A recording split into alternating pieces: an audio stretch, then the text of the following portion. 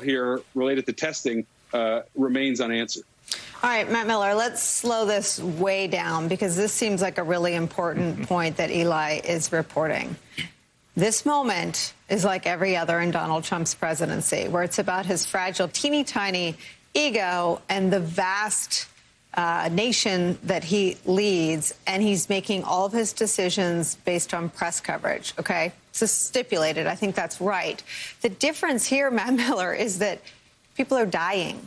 More than 30,000 people have died. The virus is still spreading across the country. And Donald Trump today, like a punk, seemed to tweet about protesters. I mean, where do you see this moment, Matt Miller?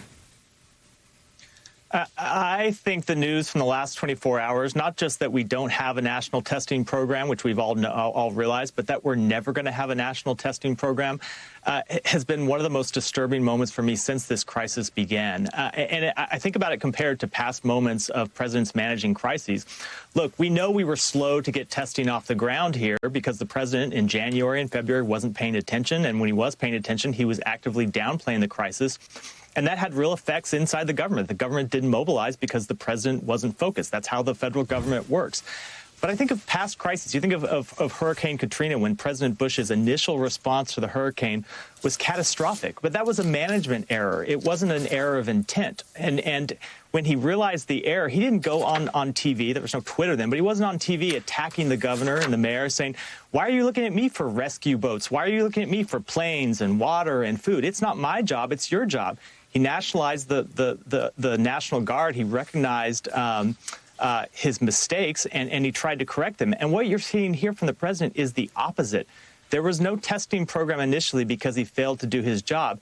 Now there's no testing program because he's decided it's not his job. And he's decided it's not his job because if it is his job and the American people think it's his job, then they're going to blame him for the loss of life and the economic destruction that comes along with it. And so what you have is this situation where he's looking around for anyone to blame, and that leaves him in a place where he's abdicated his number one responsibility, and that's his job to protect the American public.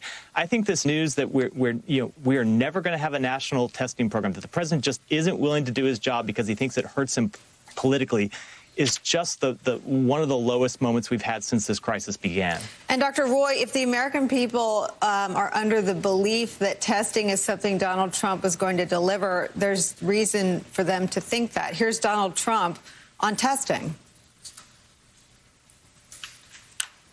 Anybody right now and yesterday, anybody that needs a test gets a test. They're there.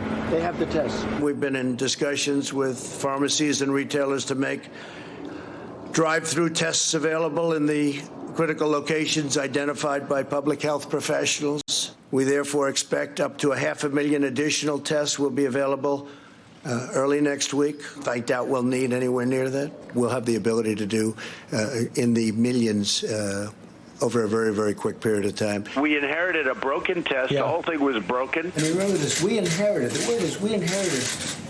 bad tests. We really inherited bad tests. These are horrible tests. And it was broken. It was all broken. And we fixed it. And we're doing millions of tests. The federal government's supposed to do testing of parking lots in the middle of a certain state that's 2,000 miles away. It's ridiculous. So, Dr. Roy, it sounds like Donald Trump was for tests until he failed at tests. I mean, where does that leave a frightened public? Good afternoon, Nicolle. It's so good to be with you again on this surreal